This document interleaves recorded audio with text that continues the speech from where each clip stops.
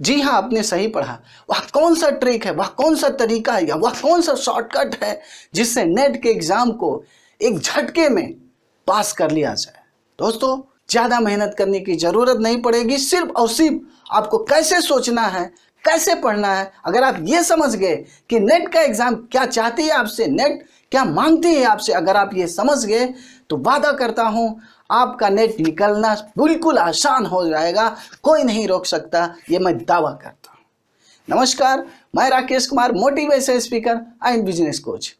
दोस्तों, क्या आपने सोचा कि एक परफेक्ट टीचर बनने के लिए किन गुणों की सबसे ज्यादा जरूरत होती है? शायद आपने सोचा होगा। बस अमूमन ज्यादातर विद्यार्थी या ज्यादातर स्टूडेंट यही सोचते हैं, पीजी हो गया, अब क्या करना है, अब तो नेट क्लियर कर दो और टीचर हो जाओ। दोस्तों, मैं ये वादा करता हूं, अगर आपके दिमाग में सिर्फ यही चीज है तो आप किसी तरह अगर नेट क्लियर भी कर लेते हैं, आप पास भी हो जाते हैं, रट कर पास भी हो जाते हैं, तो मैं ये वादा करता हूं आप एक परफेक्ट टीचर नहीं बन पाएंगे। दोस्तों, परफेक्ट टीचर बनने के लिए यह परीक्षा जो आपसे चाहती है, जो इच्छा रखती है, एक्सपेक्टेशन रखती है, अगर आप उसके एक्सपेक्टेशन को समझ गए तो आप नेट क्लियर करने के साथ साथ आप बेहतरीन टीचर भी लाइफ में अपने आप को सिद्ध कर पाएंगे। दोस्तों, क्योंकि आपको पता होना चाहिए जो गुरु का दर्जा होता है वह गोविंद से भी, यानी कि भगवान से भी ऊपर होता है या पहले होता है, क्योंकि गुरु ही हमें गोविंद तक जाने का रास्ता दिखाता है।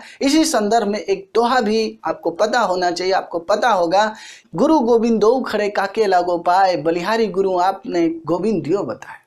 दोस्तों, इसमें इसी बात की व्याख्या की गई है कि अगर आप बेहतरीन गुरु हैं जो रास्ता दिखा सकते हैं गोविंद तक, तभी आप एक बेहतरीन टीचर बन सकते हैं, अन्यथा आप अपने आप को एक बेहतरीन टीचर सिद्ध कर ही नहीं पाएंगे। दोस्तों, ठीक उसी तरह से जिस तरह से किसी सेना को युद्ध के मैदान में जाने से पहले दो चीजों की जानकारी या दो गुण उसके पास होने जरूरी है। पहला, वह वेल ट्रेंड हो, दूसरा, उसके पास हथियार हो। दोस्तों, नेट जो एग्जाम है वह आपसे दो ही चीजें मांगती है। पहला, आपसे आपकी विशेषज्ञता, जो एक मिलिट्री के लिए हथियार का काम करता है, ठीक आपके लिए आपका सब्जेक्ट एक हथियार होता है। उस हथियार का इस्तेमाल आपको कैसे करना है, किन उपकरणों की सहायता से करना है, किस समझ के साथ करना है, किस पर करना है और कब करना है, यह नेट में प्रथम प्रश्न पत्र के माध्यम से जानने की कोशिश की जाती है। याद रखिएगा, जिसमें पहला जो यूनिट होता है वह है टीचिंग एप्टीट्यूड। दोस्तों, टीचिंग एप्टीट्यूड में जो आपसे क्वेश्चन किए जाते हैं, जो आपको बताया जाता है, जो आपको अध्ययन करने की आवश्यकता होती है, जो आपको जानने की आवश्यकता होती है, जो नेट यह आपसे उम्मीद रखता है, वह यह जानना चाहता है कि आप टीचिंग नेचर के बारे में क्या जानते हैं, कैरेक्टरिस्टिक क्या होता है, टीचिंग एड क्या है, टीचिंग इवोल्यूशन सिस्टम क्या है, लर्नर्स बिहेवियर को कैसे समझेंगे, यह आपसे जानने की कोशिश की जाती है टीचिंग एप्टीट्यूड में। वहीं दूसरा जो सबसे इंपॉर्टेंट यूनिट होता है वह है रिसर्च एप्टीट्यूड। दोस्तों, रिसर्च एप्टीट्यूड इसलिए पूछा जाता है क्योंकि कुछ लोग आगे रिसर्च के सेक्टर में भी जाना चाहते हैं और वहीं कुछ लोग टीचिंग में जाना चाहते हैं। दोस्तों, टीचिंग में इसका इस्तेमाल ऐसे होता है कि मान लीजिए किसी बच्चे में किसी प्रकार की समस्या है, वह क्यों अच्छा परफॉर्मेंस नहीं कर पा रहा है, आप उस पर रिसर्च कर सकते हैं, केस स्टडी कर सकते हैं, जो कि सिर्फ आप रिसर्च एप्टीट्यूड से ही प्राप्त जानकारियों से ही कंप्लीट कर सकते हैं, पूर्ण कर सकते हैं। वहीं तीसरा जो इंपॉर्टेंट पॉइंट होता है, पूछा जाता है, वह कम्युनिकेशन।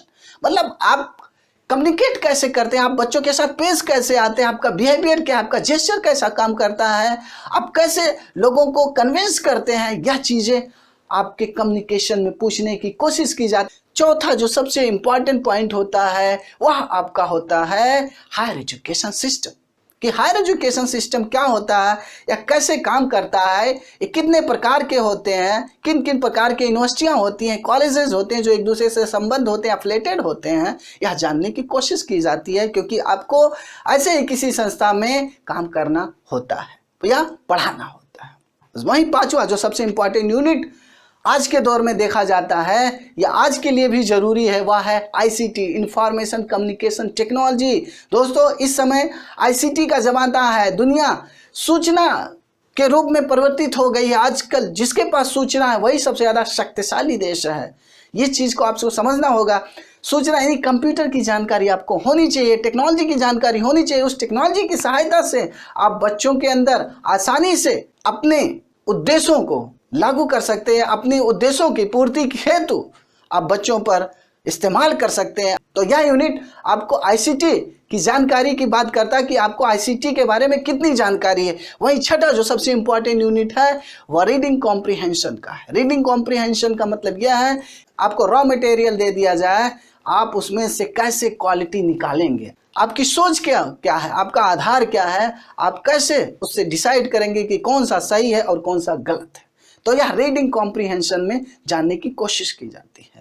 वही सातवां जो सबसे इंपॉर्टेंट पॉइंट होता है, सबसे इंपॉर्टेंट यूनिट होता है रीजनिंग।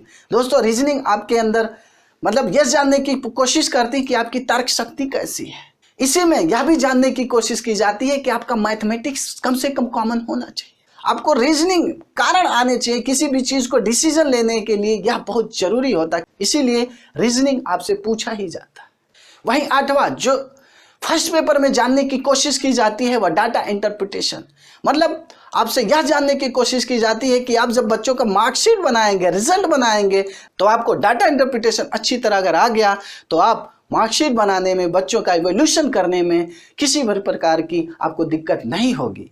यह जानने की कोशिश करता है डाटा इंटरप्रिटेशन यूनिट के माध्यम से। वहीं नौवां जो सबसे इंपॉर्टेंट पॉइंट है या सबसे इंपॉर्टेंट यूनिट है वह है पीपल एंड इन्वायरमेंट। दोस्तों इस यूनिट में यह जानने की कोशिश की जाती है आपसे कि आपको अपने वातावरण के बारे में कितनी जानकारी, जिस वातावरण में आप रह रहे हैं। याद रखिए दोस्तों, यह वातावरण हमेशा आपके साथ काम करती है। जब आप क्यूरिकुलम बना रहे होते हैं तब भी आपको वातावरण को ही ध्यान में रखकर क्यूरिकुलम तैयार करना होता है, जो कि एक टीचर के द्वारा ही तैयार किया जाता है। अब तो आप समझ गए होंगे कि नेट आपसे क्या चाहता है। नेट जो आपसे चाहता है वो दो ही चीजें चाहता है। पहला, आप अपने सब्जेक्ट में मास्टर हों। दूसरा, आप उस सब्जेक्ट का इस्तेमाल कैसे करेंगे, कब करेंगे, किन परिस्थितियों में करेंगे, किन पर करेंगे, कहाँ करेंगे, इसके लिए आपको टीचिंग एप्टीट्यूड पहला जो पेपर है उसमें संबंधित सभी यूनिटों की जानकारी आपको होनी जरूरी है, जो आपको परफेक्ट बनाती है। दोस्तों उम्मीद करता हूं यह जानकारी अच्छी लगी होगी। जानकारी अच्छी लगी हो